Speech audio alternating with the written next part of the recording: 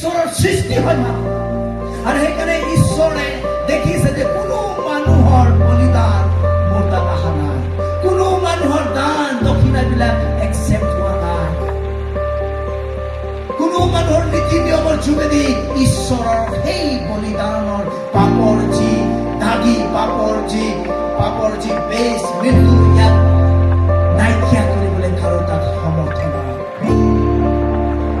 দেখিলে ঈশ্বৰৰ সৃষ্টি কোন হয়? ঈশ্বৰে প্ৰথম যেতিয়া মানুহ বনালে, সকলো বস্তু বনালে, আটাইতকৈ বেছি মনোযোগ কাক দিলে? মানুহক দিলে। সেইকাৰণে আপুনি যদিও নোৱাৰে আপোনাৰ পাপৰ পৰা নিজেই আপুনি সেই উৎসৰ্গ যি পবিত্ৰতা দান দিবৰ কাৰণে, কিন্তু ঈশ্বৰে আপোনাক কোনোদিন আপুনি পাপতেই জীয়াই থকাটো, পাপতেই মৃত্যু হৈ থকাটো, পাপতেই আপুনি নষ্ট হোৱাটো ঈশ্বৰে কেতিয়াও নিবিচাৰে। মানুহ নিজৰ সৃষ্টি কৰিছে, সেইকাৰণে তেওঁ এটা উত্তম আঁচনি তেওঁ কৰিলে। উত্তম আঁচনি, চবে কওক মোৰ লগত, উত্তম আঁচনি। ঈশ্বৰে কেতিয়াও নিবিচাৰে মানুহ সদায় দিন পাপতে মৃত্যু হৈ থকাটো, তেওঁ কেতিয়াও নিবিচাৰে মানুহ পাপতে হেৰাই থকাটো।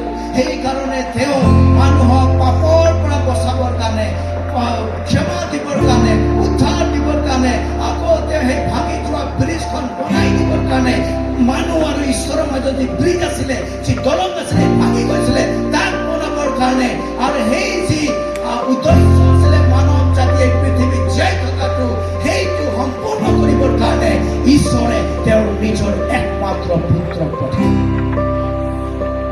সেইকাৰণে যি হেৰা তাক ৰক্ষা কৰিবলৈ মানুহৰ পুত্ৰ আহি গৈছে। সেইকাৰণে যীশু খ্ৰীষ্ট যে পৃথিৱীত যেতিয়া জন্ম হ'ল, তেওঁ জন্ম হ'ল সেই ডাঙৰ কথা নহয়, কিন্তু তেওঁ কিয় জন্ম হ'ল সেইটো জনাটো ডাঙৰ কথা। আপুনি ইয়াতে তৰা জ্বলাই দিয়ে, কেণ্ডেল জ্বলাই দিয়ে, আপুনি ফুল লগাই দিয়ে, আপুনি হেপী হেপী খ্ৰীষ্টমাছ গাই দিয়ে, এইটো শেষ নহয়, কিন্তু আটাইতকৈ ডাঙৰ বিষয়টো জনাটো দৰকাৰ।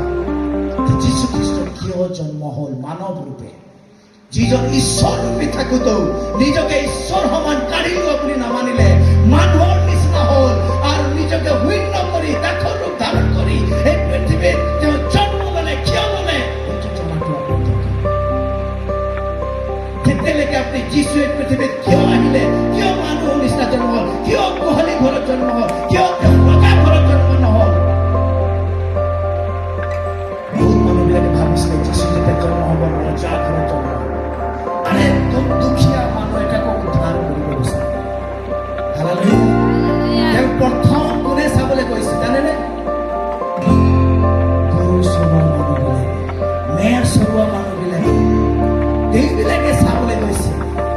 আৰু আটাইতকৈ জ্ঞানী পণ্ডিত বিলাকেও সেই একেটা ঘৰতে আহি পেলাই তেওঁ পুত্ৰৰে তেওঁৰ নিজৰ একমাত্ৰ পুত্ৰ যীশুক পঠাই দিলে। আৰু তেওঁ ক'লে যে তোমালোকে নহয়, মোৰ পুত্ৰই তোমালোকৰ শাস্তিটো ল'ব। কোনোবা ক'বনে তেনেকুৱা? আপোনাৰ ফাঁচি আছে, আপোনাৰ মৃত্যু হ'ব, আৰু কৈ পেলাই কোনোবা ক'বনে নাই দাদা ভাই তোমাক নালাগে, মই মৰি যাম। তেনেকুৱা কোনোবা মানুহ আছে পৃথিৱীত? কিন্তু যীশু ঈশ্বৰৰ পুত্ৰ, তেওঁ গোটেই মানৱ জাতিৰ মৃত্যুটো তেওঁ কি কৰিলে? ক'লে যে মই তোমালোকৰ হৈ পেলাই যি মৃত্যু হ'ম, সেই মৃত্যুৱে তোমালোকক জীৱন দিব। সেইকাৰণে যীশুৱে পৃথিৱীত আহিলে আৰু তেওঁ কালভাৰী ক্ৰুচত যি দাম আছিলে, পাপৰ দাম, সেই দামটো, যি বলিদান আছিলে, যি দান পুণ্য আছিলে, যি বলিদান আছিলে, যি নেকি নীতি নিয়ম আছিলে, তেওঁ সেই সকলোবিলাক তেওঁ নিজকে কালভাৰী ক্ৰুচত মৃত্যু হোৱাৰ যোগেদি তাক সম্পূৰ্ণ কৰিলে। এতিয়া আপুনি আৰু দান দি পেলাই উদ্ধাৰ পাব পাৰে। উদ্ধাৰৰ ওচৰত, উদ্ধাৰ কৰাৰ ওচৰত দান দি পেলাই, প্ৰভু মোক দান দিছো 1 লাখ টকা, আপুনি মোক উদ্ধাৰ কৰিব। যীশুৱে ক'লে এইটো তোমাৰ কাৰণে ফ্ৰী আছে বুলি কৈছে। হালেলুয়া, ফ্ৰী তোমালোকক দিয়া হৈছে।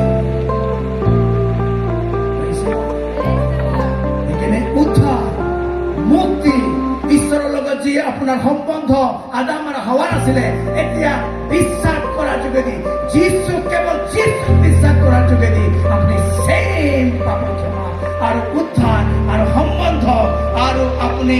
সদায় আপোনাৰ জীৱনত যি যি প্ৰয়োজন আছে সকলো লাভ কৰিব পাৰে।